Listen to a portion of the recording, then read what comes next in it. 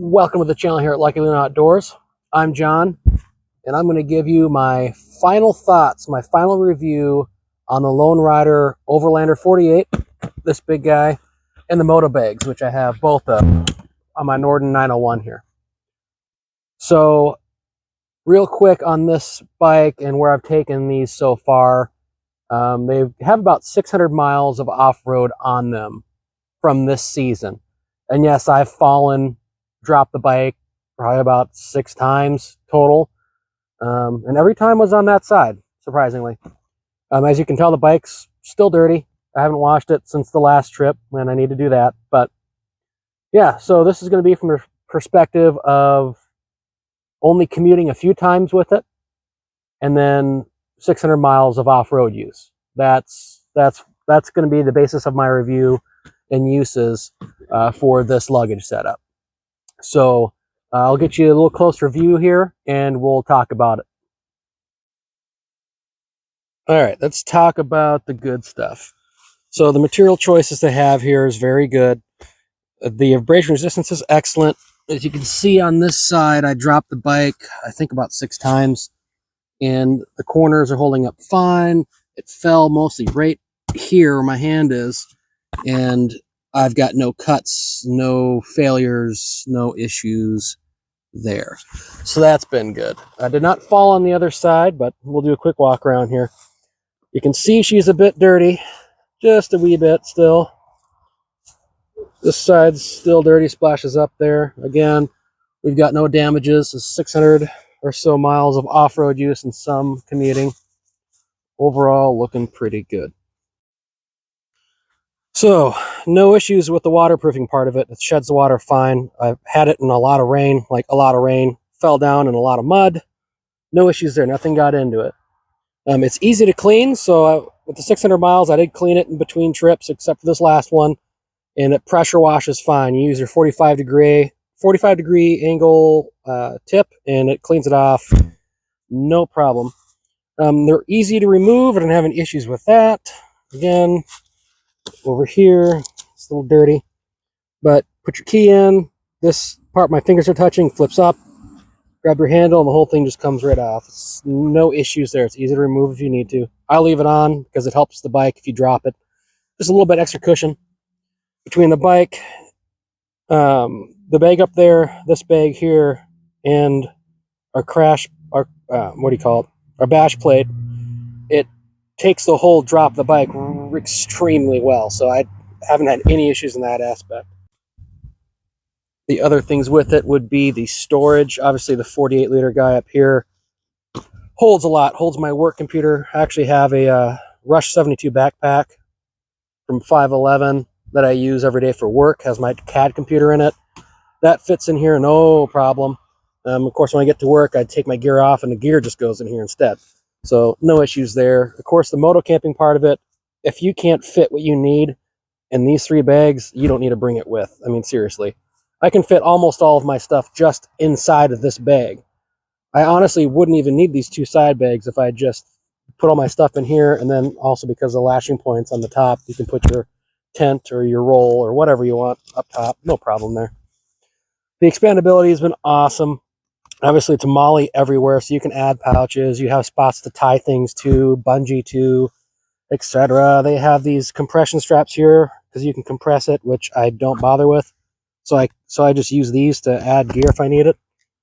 So that hasn't been a problem. Okay, let's talk about the things I don't like. One, price. They are pretty expensive. And again, you have to measure whether or not the price is doable for you. I personally really, really like it. If I had to choose one of these things, again, I would choose Overlander 48 before I got these 2. Because this is extremely useful, and you can use it on more than just your motorcycle. Because it lashes on with straps. You can put it in your side-by-side, a 4-wheeler, a different motorcycle, whatever you're doing. So that one's the most useful as far as applicability across different machines. Now, these are really nice. The storage is just incredible. But again, they are expensive. Well built, but that's something you have to decide yourself if it's worth it. Now, one of the benefits here to their setup is you fit it to your bike, meaning when you buy a new bike, you can take this with you and install it on the new bike.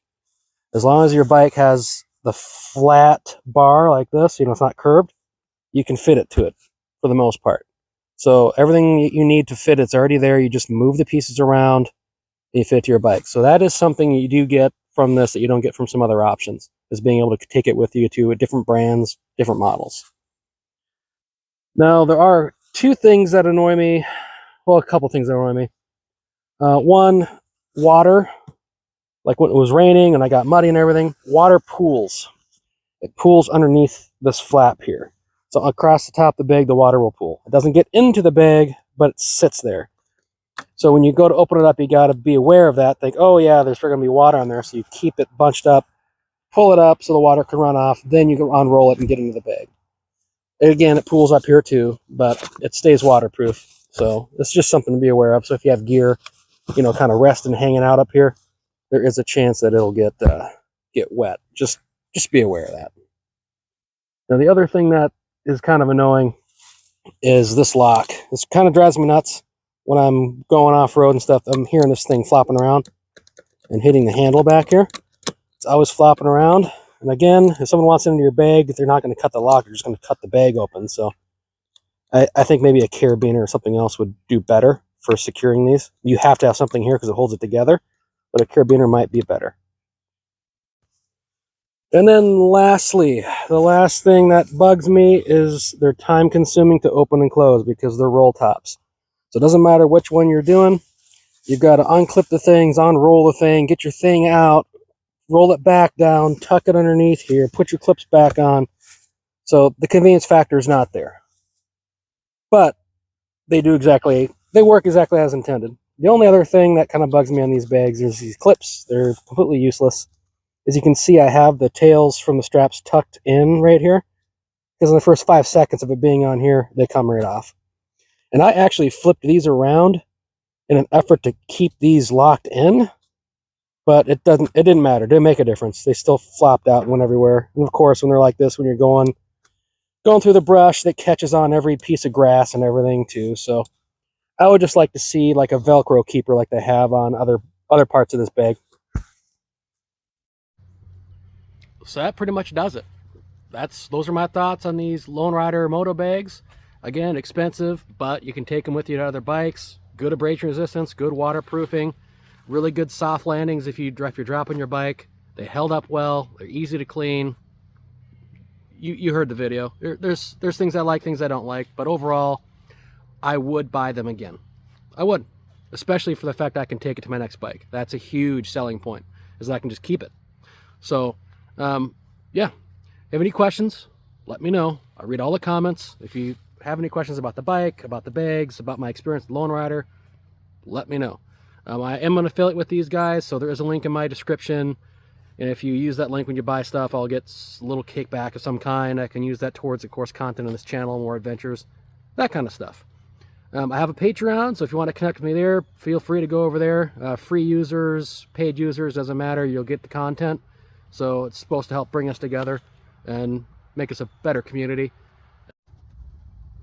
And then lastly, I do have another video coming soon. That has to do with one of the trips I just went on with this bike. It's up in northern Minnesota. Keep an eye out for that. It should be a good video. And otherwise, get out there, have fun, stay safe. Talk to you later.